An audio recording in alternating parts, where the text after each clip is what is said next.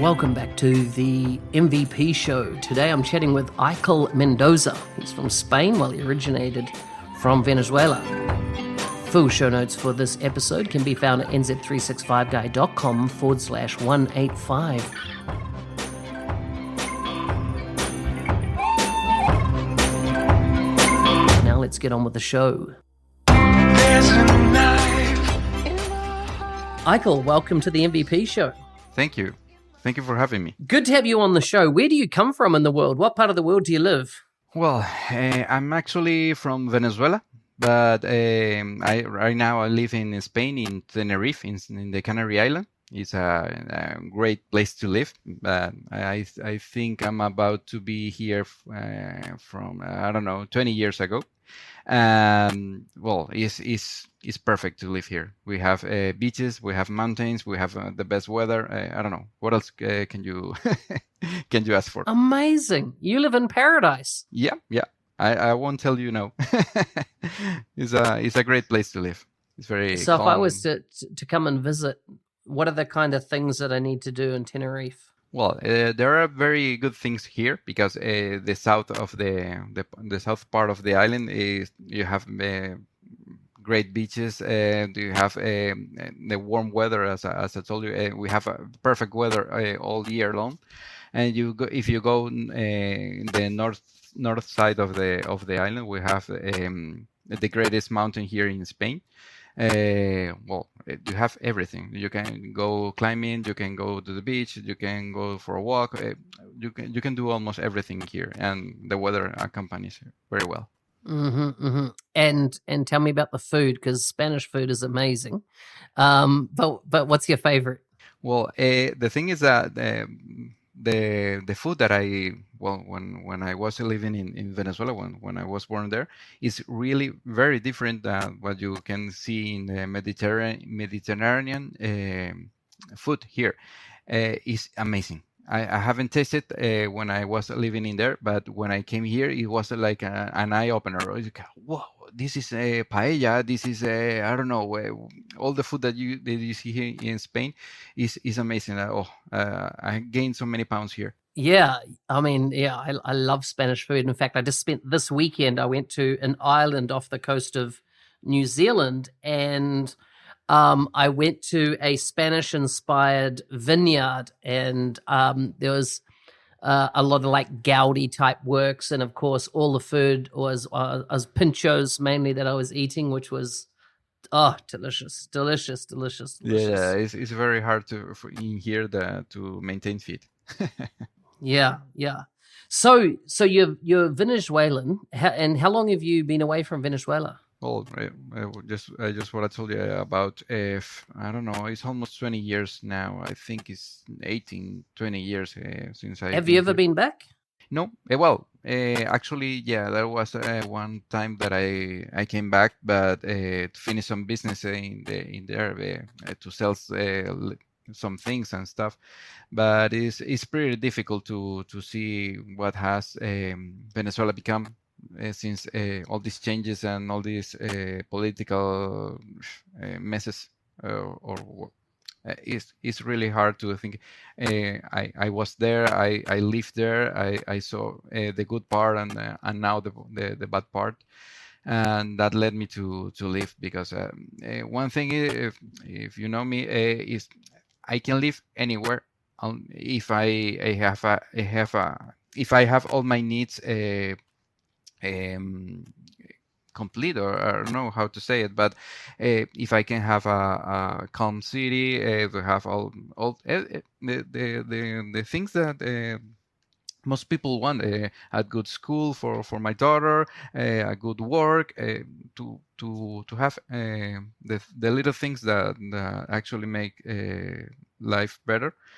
But it's really hard if you're living in a place where you're very afraid all the time. You don't know what if it's my turn today to have something bad, or I don't know. It's really hard to live like that.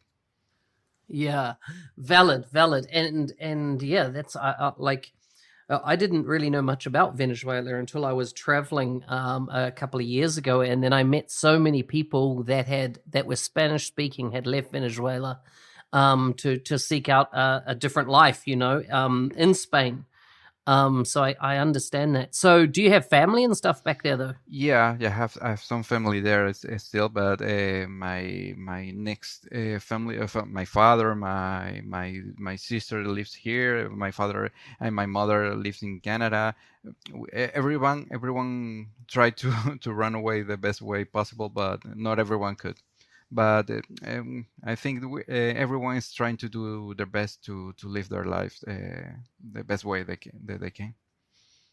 But it's really hard. I don't recommend anyone to leave their country unless there's no other choice, because it's really hard to get into a new country, to learn everything new, to start from the bottom. I don't know, to learn the foods, to learn how to speak, because sometimes even if you speak in Spanish, it's not the same, and everything it changes you a lot, but sometimes that's the only option.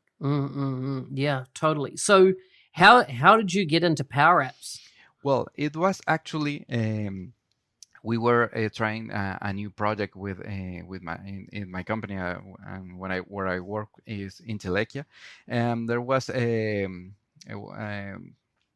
we were talking about a new project with Ruben. There's the one that we were in the middle of the looking for which technology is the one that we're going to tackle this project. And we were thinking, well, okay, this is SharePoint. We can do this and do that and do that. Well, if but we want something more complex. We want something to give the customer a more, I don't know, that little thing that it takes you apart from everything, from the usual work. So I started looking into Power Apps, and I don't know, it was something like love at first sight, something like that, Yeah, yeah, because yeah. No, that is right. yeah, because I fell in love with Canvas because by the actual name, Canvas is a canvas, so you can put whatever you have in your mind into work, and connect it to various data sources, and everything put into places, and you start to think, oh, wow, this is like when you were young, playing with Legos. It was I can build anything. I can start building start building, and from something you can start and improve. And as the platform improves itself, because the platform never sleeps. Every day you see, oh, there's new components, and now we're getting Power Apps component framework. Tomorrow there's going to be something else. You have some new features in the preview environments. It's like it never sleeps. So you can never get bored with this platform, or this. And I'm speaking of all the platform, not just Power Apps. Power BI never sleeps. Power Automate has now UI flows or RPA, or it's evolving every time. So it's really something that you see grow, and you see and you remember, oh, I remember when I had to do this where there was no components. I remember copying this and copying that, and now I can do this in a better way, and helps you improve yourself and improve your applications. It is really nice. Yeah, yeah. So true, so true. So I noticed you've been involved in some kind of case studies even that Microsoft have done, the Island Council of Tenerife. So you were involved in that project, were you? Yeah, well, actually, that was the project that I was talking to you about. It was the first project we started working with Power Apps, and we wanted to do something really nice, and taking the into account all the possibilities that you have in the platform. So I wanted to do, okay, I can do this, I can do that, I can improve this, and it was constantly improving the application. There's also the sentiment of this project, because it helps the elderly of the communities to stay active in their communities, working, painting, doing dance classes and stuff like that. So it was really nice because you were actually helping people make the elderly live better, and also work with a platform, but that it gives you always gives you tools and helps you to make better applications. So I think it was I don't remember. I think maybe August of last year, when the people in Power Apps were asking, "Hi, what are you working with, and what are your projects?" And I responded to a tweet. We're doing this with the Canary Island, and they love the idea, and that's why they make the case. And also it was really nice because I don't know, seeing your face, or your baby as I tell, in the blog of Power Apps, it I don't know, it touches your heart. I think. um yeah, because I don't know, I'm constantly working, trying to make the community, to I don't know. Whenever you find something, oh, yeah, I can do that with this workaround or with this trick, and immediately I want to share that with the community. And when I create something, or when I have an idea, oh, I can make this application. I'm sure is really good for somebody, or maybe somebody wants to. I don't know. One of my projects was a Power Font. It was a way to have custom fonts in Power Apps. I know many people have this issue. I can't have custom fonts, so I found a way and put it on my GitHub, on my blog and stuff, because that's what I love.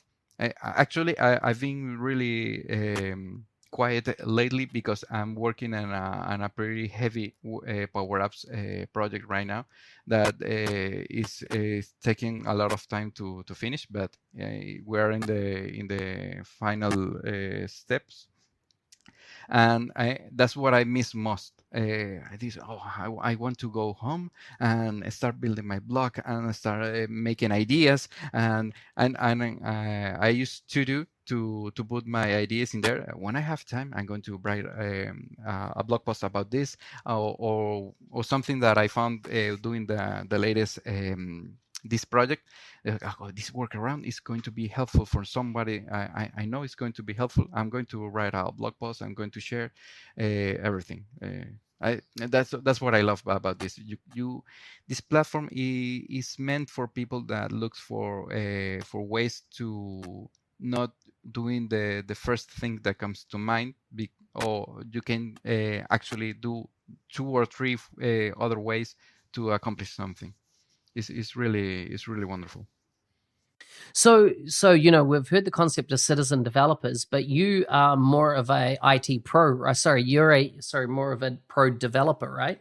Is that your background? Yeah, because I started working with I don't know, many technologies. I've been working with as a DBA. I've been working with as I don't know, working with databases, not as DBA, but working in support a large application. I don't know. My background is really mixed. From web forms to ASP.NET web apps, Azure, but I think that helped me be a better citizen developer, because I have all these ideas in my head from when I was working in database, when I was working in Azure and stuff like that, helped me improve my skills in the Power Platform. So yes, that's my background, and that's why I always I sometimes work with a PCF, or sometimes I work with the Canvas, or sometimes I work with model driven. That helps me be be in any place without being, oh, I don't know, when I'm working with, or I don't know, I have some, whatever I'm doing, I have maybe a little background or a big background working with that technology. That helps me take the first steps and do better things. And that's in this actually in this very project, the one that I'm finishing. um, this it helps me a lot because it has many things. It's not just building on a power up that gathers information or displays something information for the user. It has many power automates doing some stuff in the background. We are using SQL databases. We are using custom components, and we are doing using as well custom web apps, building the whole application. So it's a platform itself, the latest work I'm working with now.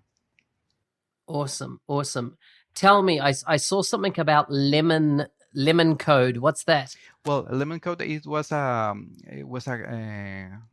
master's in web development that I always wanted to to learn more about that stuff. So I worked with them in that master, and I created some stuff for the they teach a class about, I don't know, React or I don't know, Vue or whatever. They said, okay, put the practice here and put it on GitHub and start working with that. And I love that because I wanted to have that background in React, for example, on Vue, and that helped me later on to work with PCF, for example. So everything that you learn, it helps you along the way in some way. Maybe today you don't see it, but in the future, I'm really sure that it's going to be helpful in something. So, how long you been an MVP now? Well, I'm pretty fresh because I became an MVP in November and it was really nice. It's what I tell you. I love the community, and receiving this award is that little star that Microsoft gives you and says, "Good job, man. You're being really helpful for the community. You're being helpful to people." Uh, Helping anyone that wants. It's not just giving talks or going to conference. I think that's good, but helping people, I don't know, on Twitter when they are having this issue. For example, there was an issue in the Power Apps components about 2 weeks ago, and everyone was crazy because they had so many components. Sorry, so many projects running on components, and they were all failing. And everyone was like, what is wrong? Why is it not working? I found a way to make the power ups work while the power ups people fixed the issue. So when I found the way, immediately what was on Twitter, okay, people, if anyone having this problem with companies, do this until the people on Power Apps fixes the issue. It help, I think that's the beauty of this. That's the beauty of the community. Even if working with something or sharing just something an idea, there are many talented people in the Power Ups community making games, making interfaces, something that is mind blowing. I think it's wow. How can they become to do this game or do this? I don't know, animations or stuff like that. There are many resourceful people in the Power Ups community. I love it. I love it. So, since becoming an MVP, what changed for you, or what did you realize that you didn't know about the MVP program prior to becoming an MVP? Well, actually, I knew a lot about the MVP program because I work with many MVPs in my company. Well, not many, but a lot. Actually, my boss, David Rodriguez, is an MVP and even a regional director. I used to work with Cesar, and now we have another MVP in the company that is Elena, and we they always tell us about how the MVP program is really good, because of the community, but it had some perks that are really good. For example, I love the NDA part of the MVP program, and that when you are on the PGI calls and they tell you show you something, okay, this is where we're heading to in this technology, and you get to say something about that. Oh, well, I think that's good, but maybe do this instead. I have heard from the customers that that's not working really well, or stuff. You get to say something about where's the platform going. I think that is precious because I don't know if you give your little piece of input in where the platform that you love is heading to. So I think it's really nice. I think that's one of the best parts of the technology, getting to know more insights, get to know product people. I don't know. It's really good. I like it. I like it. Awesome. Anything else? Any advice you'd give to other people that were you're wondering if the MVP program or becoming an MVP was the right thing for them? Any advice you'd give them? Well, if you if I can give you an advice in general, I think is only pursue whatever you like the most. Don't try to be a know-it-all because I don't think that never works. I once was in that situation that I needed to know many things at once, and it was driving me crazy. It was okay. I cannot be uh, resourceful in Azure security and as well in the database and Power Platform. I need to focus on what I love, especially on what you love, because you're going to do it with happiness. I don't know. It's not going to feel like working. So if you love whatever, if you love WinForms, if you love Blazor, if you love ASP, be the best you can be in the platform or the technology you love. If the MVP is going to, if you're pursuing to be an MVP, is going to land sooner or later. That's not actually the point. The actual point of being an MVP is loving the community, and you're going to see in every community of every platform is there are nice people. There are people that love the technology or the platform as much as you do, and they love all. They also or for example in the community of Power Apps, they love sharing everything, every bit that they learn is immediately out there. So for everyone to use, okay, I'm doing this, it's going to be helpful for you, it's going to be helpful for anyone. For example, the first heavy application that I created for in Power Apps was is Power Twitter. It's a pixel by pixel representation of the Twitter homepage of Oh yeah, I remember seeing yeah, that. Wow. it was really hard, but it was a addictive. I became addictive because I wanted to make it a pixel by pixel representation. Even on Twitter changes, every now and then they change the UI. I changed the UI in Power Apps in putting the new things that are available in Power Apps. So for example, components, and now that we can have components inside groups and stuff like that. Every evolvement in Power Apps evolves the application itself. And I love to see the looks on the people when I show the application when I do alt tab between the Twitter homepage and the Power App. It's almost identical. And all the features that you have in Twitter, you have in Power Twitter, and it's really nice because it's really helpful for people to learn because every time I release a new version is in GitHub, so you can see how he created the, I don't know, the background, the shadows, the SVGs, how is he working with a Twitter connector, everything. You can download the application, see what I did. Oh, say, okay, this is how I did it, and use it in your apps or on your hobbies or whatever you need to. And that's what the things, the great things of this is becoming uh, working with the community, because Yeah. It's so good. It's so good. I'm impressed. I remember seeing that and thinking, wow, what a lot of effort, and that's amazing that you did that. I see that we're already on the time limit, so I always like to end these with some quick fire questions. They're very random questions. Are you ready for them? okay, shoot. Okay. Would you rather never read another book or never watch another movie? Never read a book.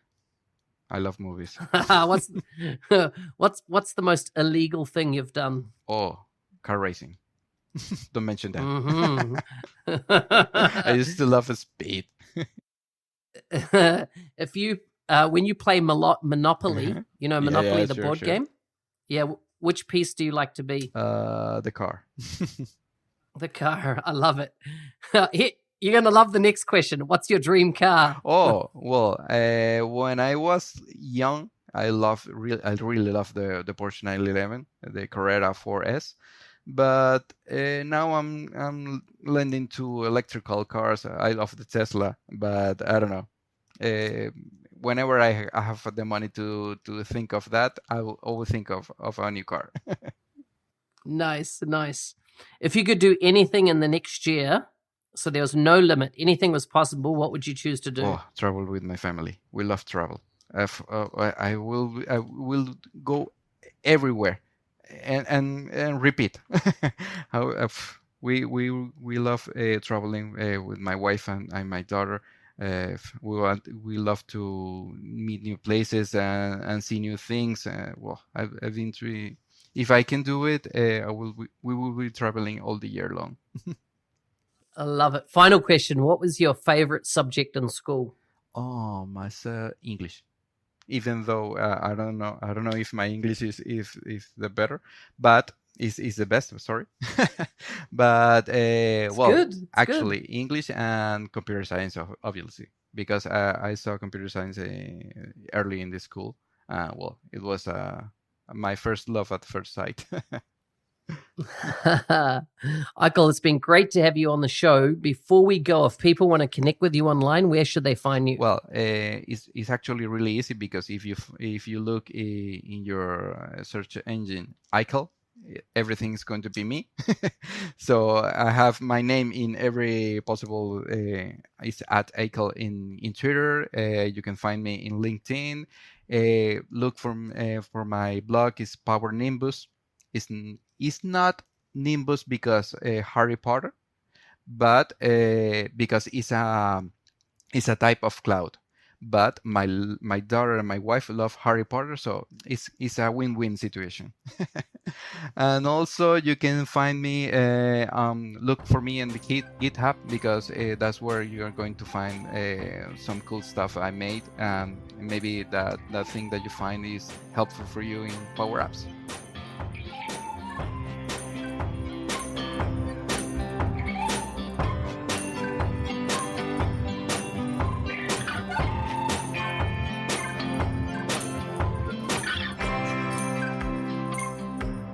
Hey, thanks again for listening. Have you had a chance to look at the 90-day mentoring challenge? If this is something you wish to do, if you want to, take stock of where your career is in the Microsoft business application space, this free 90 days may be an investment that you would consider time-wise, because that's what your investment's going to be, in your career. If you want to find out more, go to nz365guy.com/90daymc, so 90daymc, or just Google 90-day mentoring challenge and you're bound to find a link to that page. I'd love to have you on the next intake coming up later this year. Full show notes can be found at nz365guy.com/185. See you next time.